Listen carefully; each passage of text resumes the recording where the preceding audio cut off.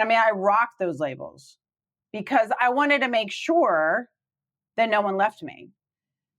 And then I realized the number one person that was being abandoned was me. I was abandoning myself by not being myself.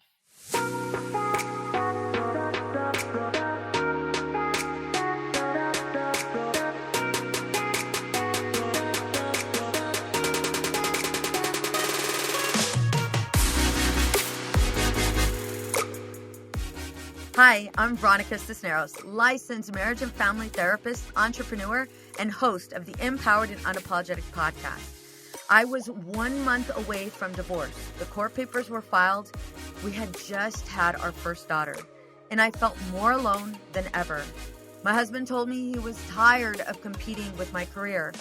I was overwhelmed, disconnected from my family, and questioning everything I had built. I didn't want to lose my marriage, but I also didn't want to keep losing myself. So I did the hardest thing I've ever done. I stopped pointing fingers and started doing the work on me. Now, after 25 plus years of marriage, raising 3 daughters, and running a thriving therapy practice, I'm here to help you do the same. This podcast is for the woman who looks like she has it all together, but secretly feels like she's falling apart. We're talking real marriage struggles, parenting teens, rebuilding trust, reclaiming identity, and finally feeling like you again. Pull up a seat. You don't have to figure it out alone. This is Empowered and Unapologetic.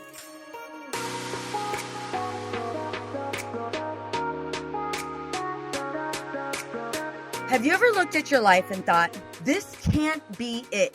You've checked every box: marriage, motherhood, career, but you still feel like you've lost yourself somewhere along the way. You love your people, but you crave more for you, more freedom, more passion, more peace. If that sounds like you, this episode is going to hit deep, because today we're talking about what happens when you stop living for everyone else and start choosing you. I'm Veronica Cisneros, therapist, mom, wife, and entrepreneur, and I've learned firsthand that even when life feels impossible, it's not over. It's just shifting. Here on Empowered and Unapologetic, we talk about the hard stuff: marriage struggles, mom guilt, burnout, identity loss, all of it. Because pretending you're fine when you're falling apart doesn't serve anyone. Today's episode is for every woman who's ever wondered, what's next for me? We're diving into what it looks like to reclaim your time, your energy, and your joy. Unapologetically, of course. My guest today, Wendy. Wendy, what's up? Girl, I can tell already we are soul sisters. For real. Like, for real. You know? Veronica, I just want to say, Veronica, I had my best friend in school in San Antonio, Texas. Oh. Her name is Monica. I'd say, Monica. And now I say, Veronica. So it's so great to be here. I can tell we're going to have a good time. Y'all, like, typically, I could tell you and I both, like, we wanted to chit chat, but we're like, let's use this energy and we're going all in. 1,000%. So we're in. We're doing it. 1,000%. Yeah. So let me tell you a little something about Wendy. She is a reinvention expert, empowerment coach, and the author of Women Waking Up, the Midlife Manifesto for Passion, Purpose, and Play. She's also the host of the Midlife Makeover Show, the #1 podcast inspiring women to see midlife not as an ending, but as the most powerful beginning. After navigating divorce, menopause, job loss, debt, and an empty nest all at once. Holy shit, Wendy, how are you alive right now? I know. Sometimes when I hear that, I'm like, good God, how did I get through that? You're like, you know? But yes, but I am living proof. Not only can you get through it, but you can thrive through it. You can come out on the other side and kick some serious ass. Yes. I forgot to ask you if I can cuss on here. Oh, yeah, duh. We do that all day. Okay, good. Yeah. We use big, sophisticated words here. Exactly. Kicking ass. I'm not going to apologize because we're unapologetic. No. So Wendy stopped living on autopilot and built a life that finally felt like her own. Her journey from breakdown to breakthrough is what makes her work so real. today, ladies, grab a pen and paper because she's helping women everywhere redefine what midlife looks like and build boundaries that protect their time, their energy, and their worth. So by the end of this conversation, you'll learn how to set boundaries that actually stick without guilt or apology, how to Yeah. reinvent yourself after life's biggest transitions, and how to fall back in love with your life. One Oh, bold, brave decision at a yeah. time. Wendy, I'm here for it. I'm here for it. And I would say most importantly, fall in love with yourself. Okay, Yes. I am actually next week, at the time we're recording this, next week is Thanksgiving. Yeah. And it will be my 53rd birthday. So when y'all are eating your turkey, you better put a candle in there, make a wish for me. It's my 53rd birthday on Girl, Thanksgiving. 53. You look I know. so freaking good, Wendy. Happy birthday. It's got to be the lighting. It's got to be the lighting. It's the ring light. But yeah, you know what? Like, I'm so grateful. I'm so grateful to be at 53 Yeah.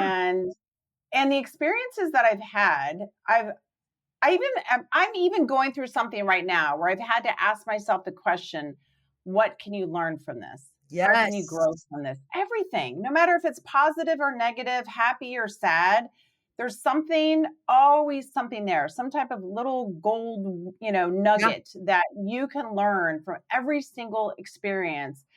And just like I was saying earlier, I hear that story of me from that would have been almost 8 years ago, where I went through divorce, disease, debt, depression, unemployment, menopause. Within a 6-week period, my dog died, my cat died, and then my brother died. Damn. I mean, talk about hot mess express. For real. But I learned so much about myself and about my life.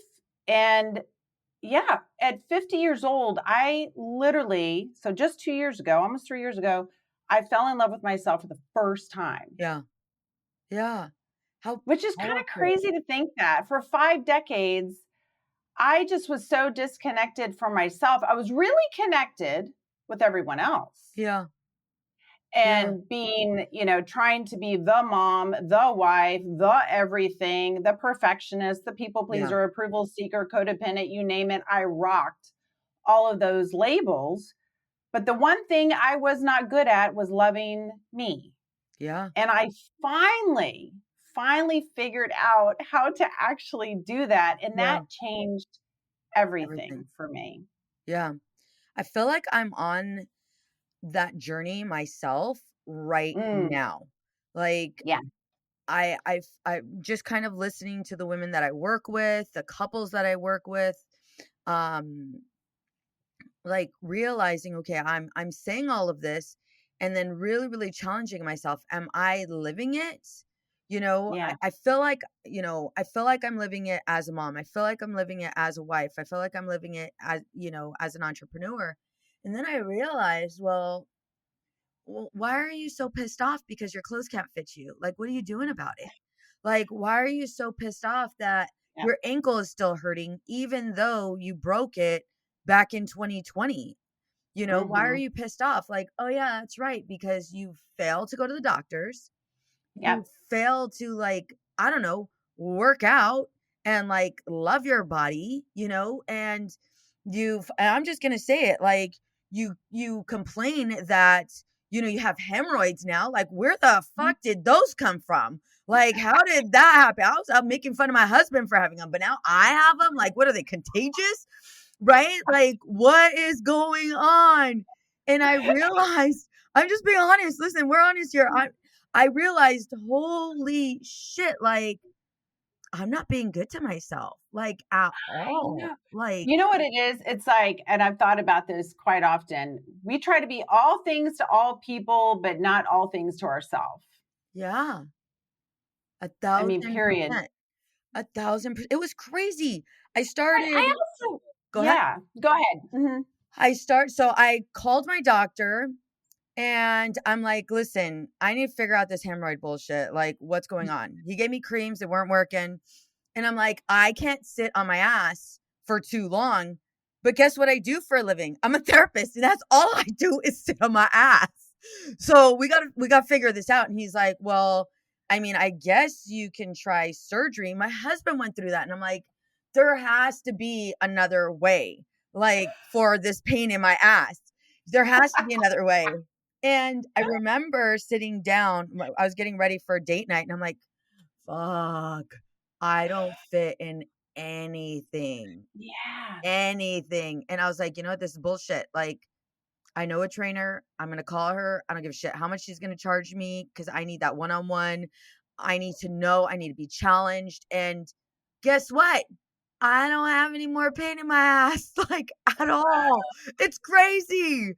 I don't have any more pain in my ass. I'm not, okay, a little bit addicted to TikTok. I'm baby steps, Wendy, baby steps.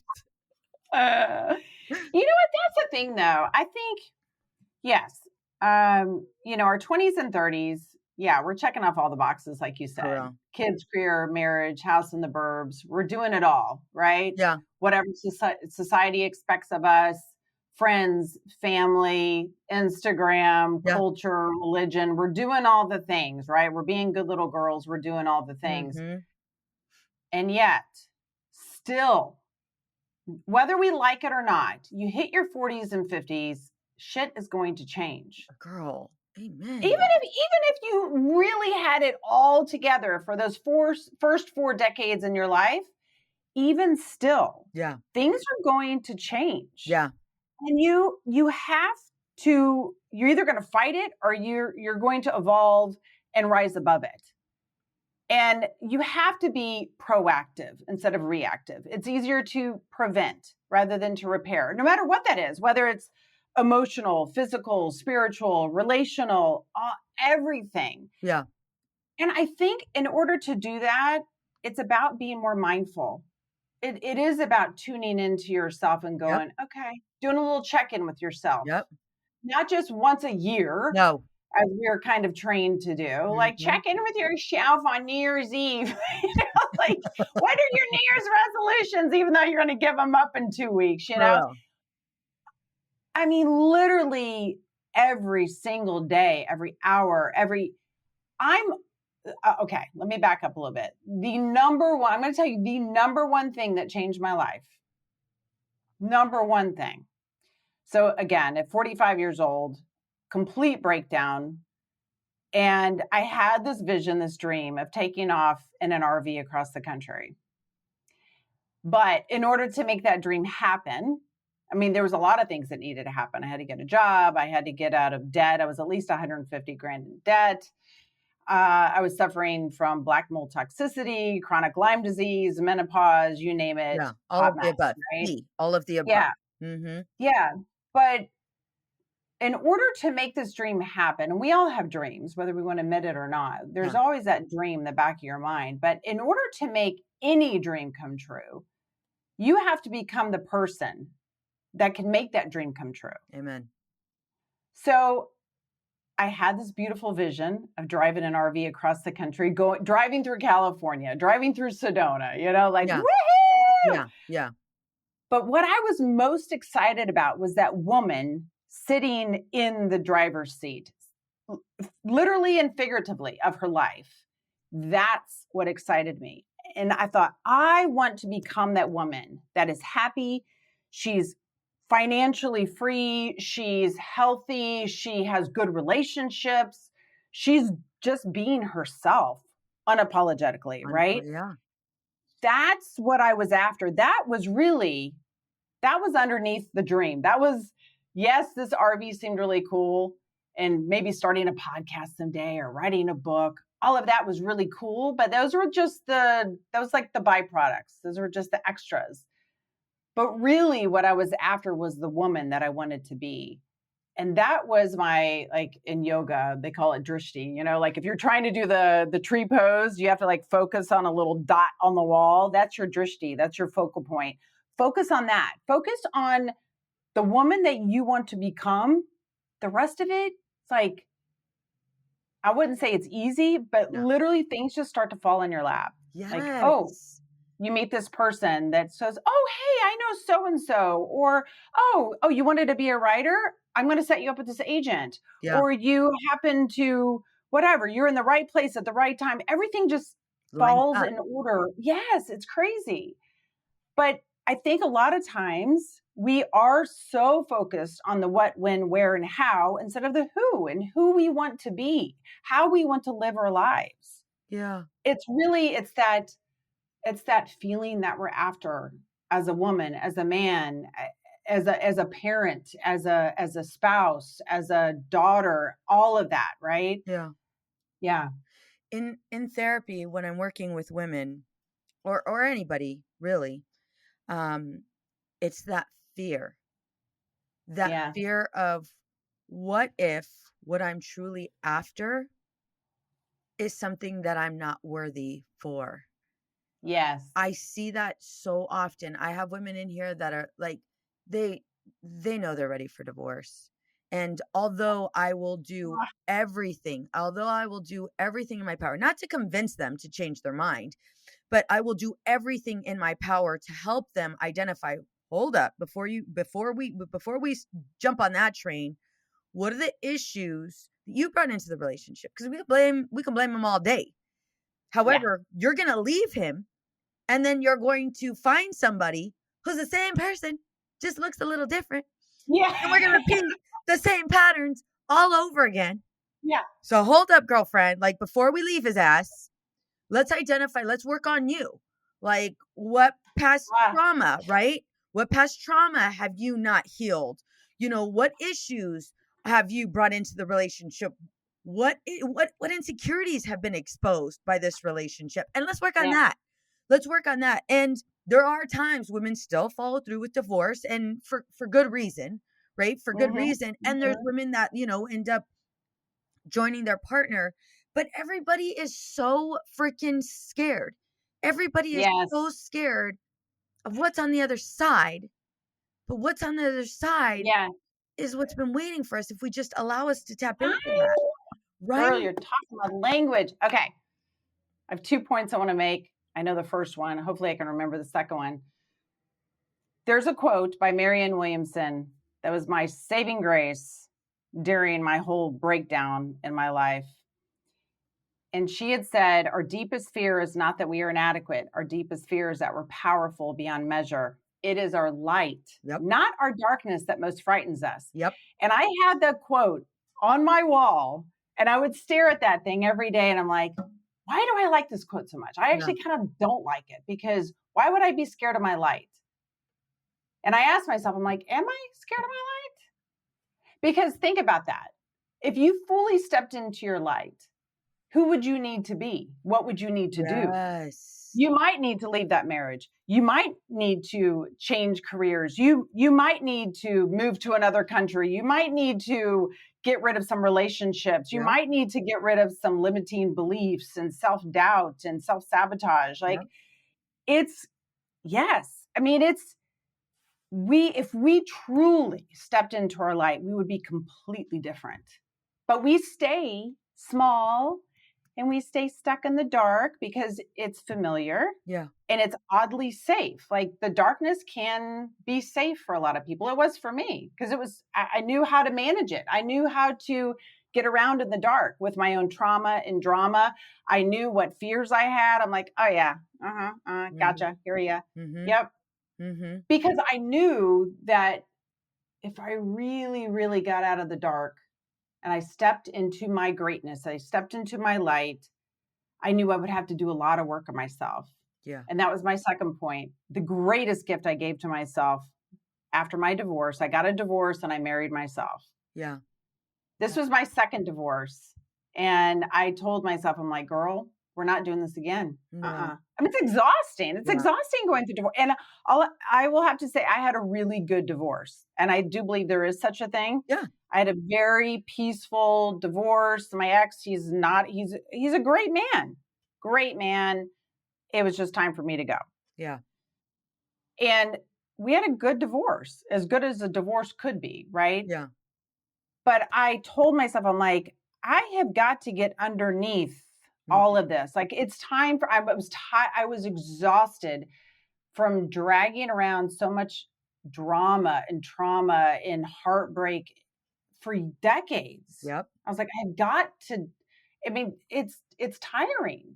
Yeah. And only you yourself can let that go, right? No one can do it for you. Yep.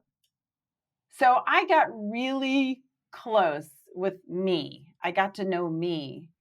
And even like what were my beliefs? What were my values? I never asked myself that question before. Like, well, what are your values? What do you like? What do you not like? Yeah. I never really asked myself. Yeah. Those are all important questions. Those are all important answers. Do you remember this the movie Runaway Bride? Yes. Do you remember at the end? Well, so her thing was like she would run Right away away. every single time she go to the altar. And then she realized that, or the what's his name? Richard. Richard. Yes. Yeah. He had asked her, he said, well, what kind of eggs do you like? She's like, she didn't know, because each guy, she would change whatever each guy liked. She's like, oh, well, I like scrambled eggs with Johnny. I like over easy with Frank. And so she didn't even know what kind of eggs she liked. Yeah. Yeah. And that movie always resonated with me, because I was like, yeah, I would alter everything about myself to make sure, because I was a really good people pleaser, Yeah. I would make sure that they were happy. And so Wendy always went on the back burner. Yeah. I actually, because of that movie, I found out what my favorite ice cream was. Oh, which is?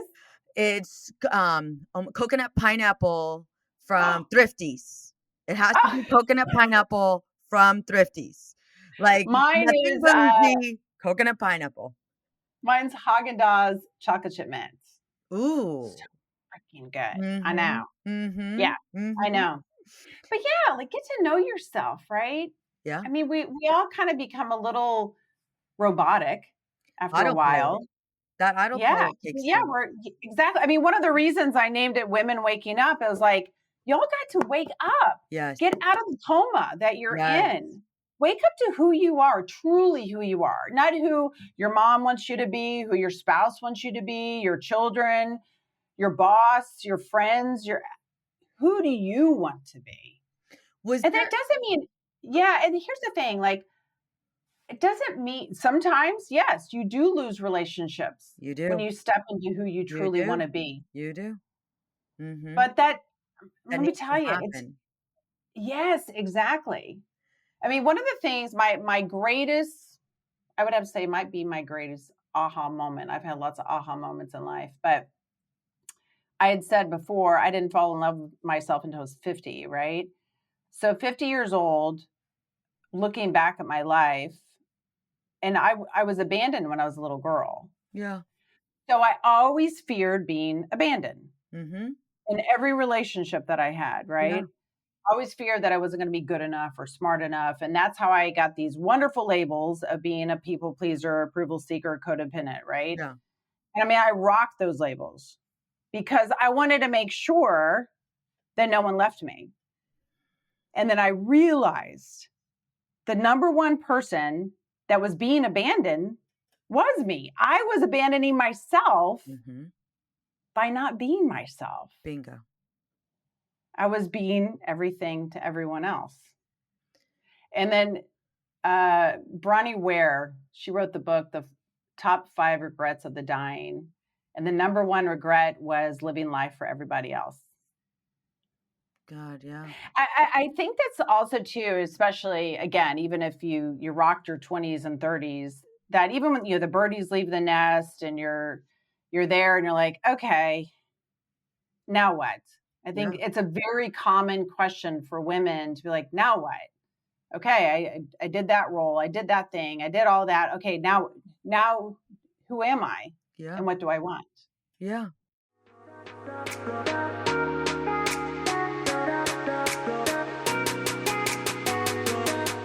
Nothing breaks my heart more than watching women pour into everyone else and feel like they've completely lost themselves in the process. That's why I have founded Outside the Norm Counseling, because therapy shouldn't feel like one more thing on your to-do list. It should feel like relief. I'm Veronica Cisneros, licensed marriage and family therapist and host of the Empowered and Unapologetic podcast. And I know what it's like to look around at your life and think, Why does everything feel fine, but feel so off? At Outside the Norm Counseling, we help women who are high functioning on the outside, but silently falling apart inside.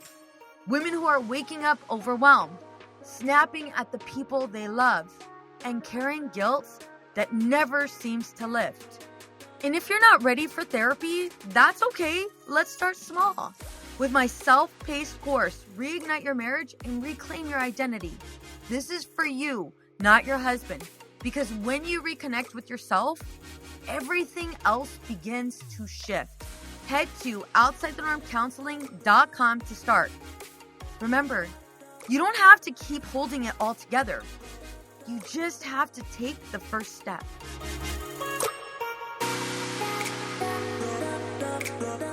You teach something called the 4Ds method. Define, decide, declare, dedicate. Can you walk us through it? Yeah. Define. Well, you have to define what your boundaries are for different types of relationships, right? Because your boundary with your husband's going to be much different than the barista at Starbucks, unless your husband's the barista at Starbucks, right? So you do have to decide what your boundaries are with each type of relationship that you have. Yeah. And I tell you, I think that's another thing too. Again, we're kind of sleepwalking through life and even through our relationships. Mm-hmm. That by the time you do get into your 50s, you're like, wow, this relationship has been, even if it's a friend. Yeah. It's been going on for a long time and she continues to not show up for lunch, or she'll just like, oh, she only reaches out when she needs me type of thing. Right. And it's good to, the same way we need to regroup and reset within ourselves, we need to do that in our relationships. Right. Yeah. So you need to define what those boundaries are.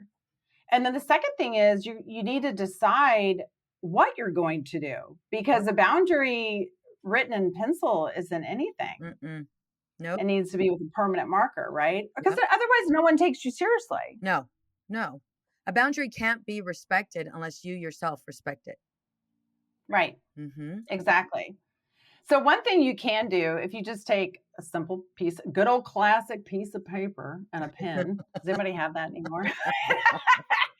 Draw a circle, and on the inside of the circle, basically put on there the things that you love, the things that you appreciate. I love it when my husband kisses me at night before we go to bed, or I love it when my friend calls me and says, hey, can you meet on Sunday for lunch or whatever? And then on the outside of the circle, put on the things that kind of like piss you off. I can't stand when my mom criticizes my parenting. I don't like it when my boss, calls me on my day off, whatever, right? Yeah. All those things. I mean, your goal is that the inside of your circle is going to be just filled with so many good things. And then on the outside of the circle, take a look at that. Take a look at the things that you are kind of making sacrifices for and you're putting up with, right? Yeah.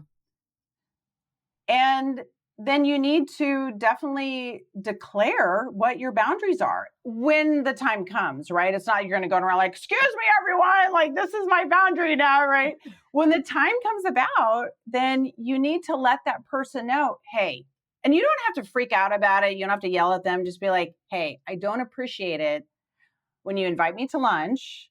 And then at the last minute, you just cancel on me, right? Whatever the situation is. And then finally, dedicate yourself to that boundary. You got to stick with it because you're worth it, right? It's all comes down to your own self-worth. I mean, I didn't have boundaries for the longest time, obviously. Yeah. I didn't have boundaries until I became a therapist.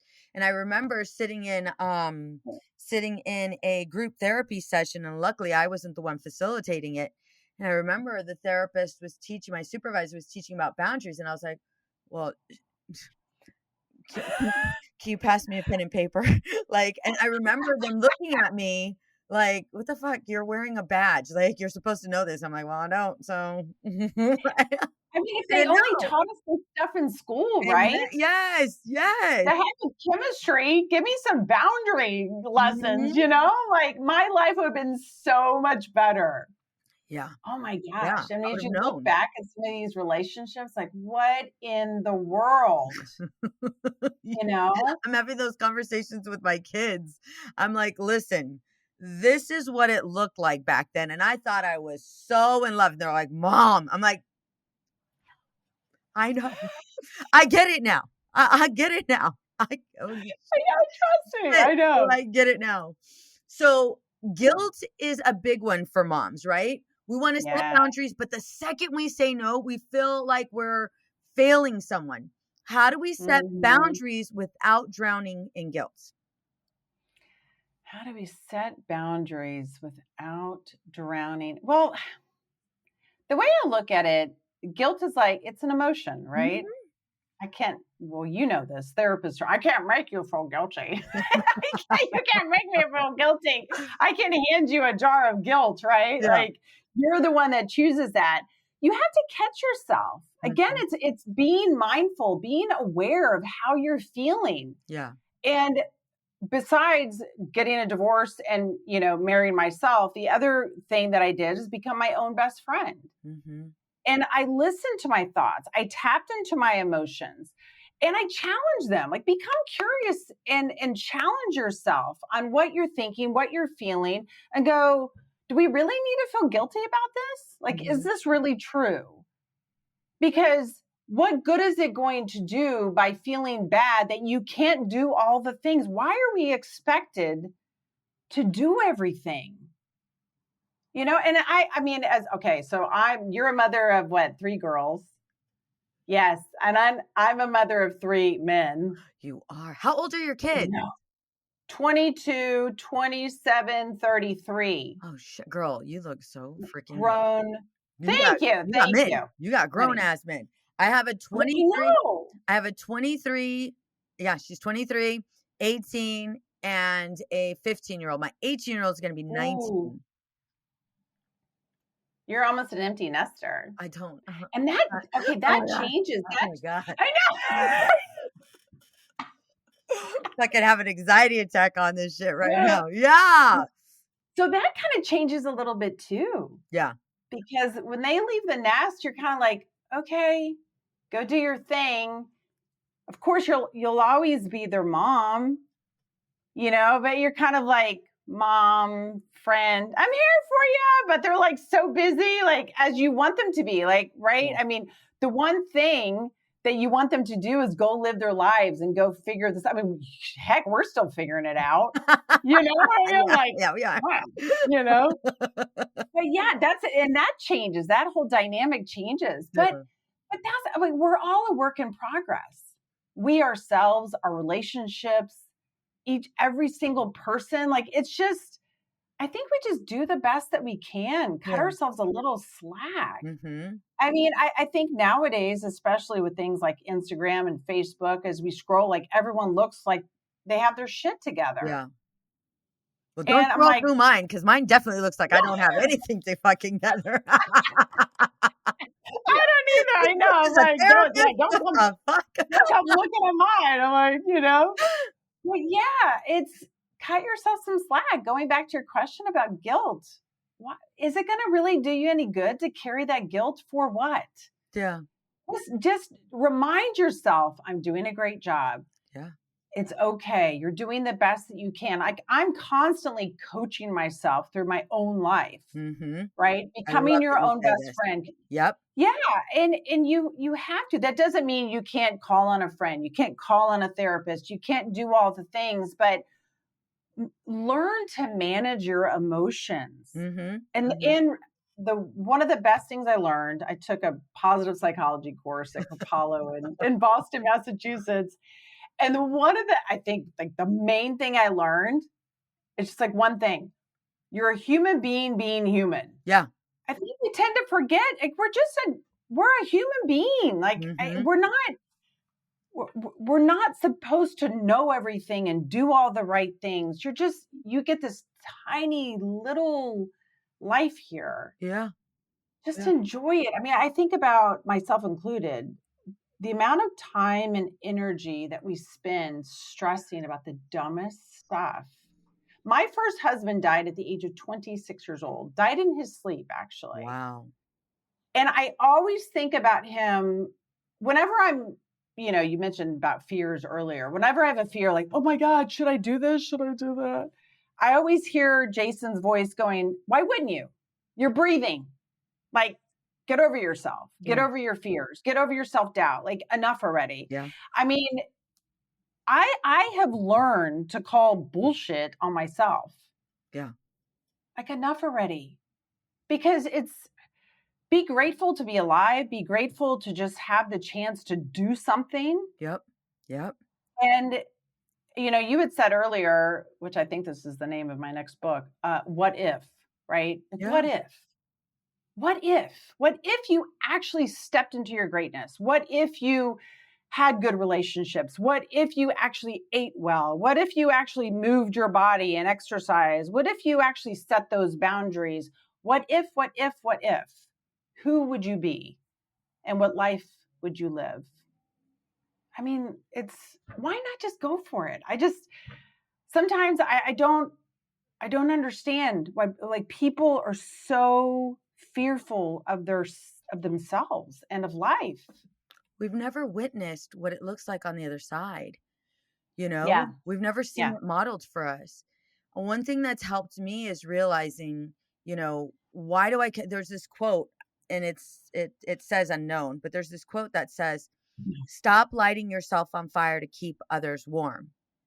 And it's like, oh shit, that's what I'm doing. That's what's happening. And I'm not serving this relationship. I'm not serving this person. I'm my husband, my kids, my friends, my family, by being somebody that's truly not me. I don't like fucking coffee. Like, I don't like it. I'll go to coffee with you. I'll go, to a coffee shop with you, but they better fucking serve hot cocoa. Cause if they don't, I'm out. What am I going to drink? I'm tired watching you drink your coffee and get all fucking warm. And here I am freezing my ass off cold because they don't have any hot cocoa, with the marshmallows and whipped cream, damn it. Like, I learned that about myself, and it's like, wait a minute. Damn, I don't even allow myself hot cocoa. Like, I didn't. I didn't. And don't get me wrong. I love how you said, I have to coach myself. Me too. Like, me too. And I think if we are able to embrace that, we're going to be a student until the day we die. And Jason's legacy is still living through you. And how powerful is that? Right? I know. Life really is very, very precious. And I think we just, I don't know, we take it for granted. Yeah. Myself included, we whine like, oh my God, like, just like, enough already. Like, just go, just live. Like, not just existing, but living, really living life. How do you, go ahead. I was just going to say, if something's not working for you, move on. Yeah. Figure it out. Change it up. Like, that doesn't mean you have a total deconstruction of your life. Sometimes you do. I did. You don't have to, but change some things. Like, stop complaining and go do something differently then. Is there something that you say to yourself or something that you do when you find that form of resistance, that gets you on the other side? Like, is there like a fucking, I don't want to say like a mantra, but like you've traveled, right? But you've traveled a lot, whole hell of a lot. Like, are you in Portugal still, or did you go? Yeah, I'm on the island of Madeira. Oh my God. We would have so much fun, Veronica. Listen. Kashkai. I give you hot chocolate. Yes. I've gone to Kashkai, Lisbon. Mm-hmm. I've gone to a couple places. Yeah, it's beautiful. Oh my God, it's so. It's so nice. I need to go. How long are you there for? I live here now. Shut up. You do? So I still have the RV. Yeah. Felicia is her name. She's in storage in Atlanta right now. So basically, whenever I go back to the U.S., I just pick up the RV. I always have a home to go back to. It's on wheels, so I can go wherever I want to go. I was just in L.A. actually. but yeah, but that's the thing too, right? Like, why are we so scared to design a life that we really, really want? And I had realized that after I took off, because I sold everything, quit my corporate job, bought the RV, took off across the country, started the Midlife Makeover Show podcast. And then after I realized, I was like, well, I don't have to stay here. I've always wanted to live in Europe. And I was like, you know what? Why not? What if I lived in Europe? Why not? Why not go for it? Yeah. I love it. Love it, love it, love it. It is beautiful there. The people. But that's the other thing. I want to make the point too. I think a lot of people, they are scared to make a move because they think that once they make the move, they're stuck with it. Because then like, oh, I'd be so embarrassed if this business didn't work out or this relationship didn't work out. Or what if I don't like living in, Germany or wherever, right? Like, who cares? Yep. Why do we feel the need? We have to explain everything to everybody else in our lives. Yeah. Just go do it. Yeah. And so it's okay to pivot. It's okay to, like, if you feel like something's not working out, it's okay to pivot. So it's okay to change. Yeah. I mean, I look at life like a buffet, right? Go sample what you want, see what you like, see what you don't like. If you like it, cool, go back for more. Yeah. If you don't like it, now you know. Yep. If you don't like coffee. Yeah. It's not happening. It's not happening. Veronica's going back for the hot chocolate. Mm-hmm. Mm-hmm. Yeah. Yeah. You've road tripped across the country, lived in Portugal, and built a life that screams freedom. What is one thing you want women listening to know about possibility, even when it feels like it's too late for them? What is one thing? It's there within you. You just have to bring it out. Period. It's there. Yep. I love the analogy of Michelangelo when they asked how he carved the statue of David. And he said, oh, well, I just chipped away at everything that was not him. Yeah. So a lot of times we think we have to learn something new or we need to add more. We don't need more, actually. It's about less. It's about taking away the things that are not serving you, the relationships that are not serving you, the thoughts, the beliefs, the limiting beliefs, the doubts, all of that. Carve that shit away. Yep. Because the angel in the marble is there for you. She's waiting for you, but you have to bring her out. No one else can do it for you. So take out your chisel and start chipping away at the things that are not you. And the only way that you know what is not you is by asking yourself, do I like this? Do I really agree with this? Yeah. And if the answer is like, no, this is not me, then chip it away. Yeah. And yes, sometimes I had a big hunk of marble. Yeah. I was like, oh my God, chipping away at that thing. It took me a long time. Yeah. It was so worth it. Yep. And then once you get to that angel in the marble, then she's like, she can finally breathe. Yeah. Yeah. Yeah. What I love most about this conversation is that it reminds us we don't have to earn the right to reinvent ourselves. We don't need permission to say this version of my life no longer fits. As women, we've been taught to keep everything running, the house, the marriage, the family, and somewhere in that hustle, we lose ourselves. But the truth is boundaries aren't selfish. Reinvention isn't rebellion. It's redemption. It's about remembering that you still get to dream, you still get to play, and you still get to wake up to a life that feels like yours. Wendy, how can our listeners find you, work with you, meet you? Thank you. You're so awesome. Thank you. So are you, girlfriend. We need to be friends. We don't no, fucking 1000%. You're coming to Madeira. You're coming to Madeira. Oh yeah. So let's see. The best place, wendyvalentine.com. I have some online courses. I actually just released some little mini courses, which are great. Something you can do on a little Sunday morning. The book, Women Waking Up, the Midlife Manifesto for Passion, Purpose, and Play is sold everywhere. Books are sold, Amazon, you name it. There are over $500 in book bonuses on my website as well. I know. Playbook, meditations, Spotify playlist, all sorts of good stuff. Yay. And the Midlife Makeover Show is everywhere you listen to your podcast, just where we're listening to this one. Yeah. Wendy, this was an absolute pleasure. And 1,000%, like you already have me. I'm like, when can I go to Portugal? When can I I go know. to Portugal? It's happening. No, this You is got to going to look up happen. Madeira. You got to look up Madeira. It's This amazing. is going to happen. Wendy, thank you so much. You have Thank blessed you. us with a wealth of knowledge and insight, and I appreciate you and all you do. Thank you, Veronica. Thank you, everyone.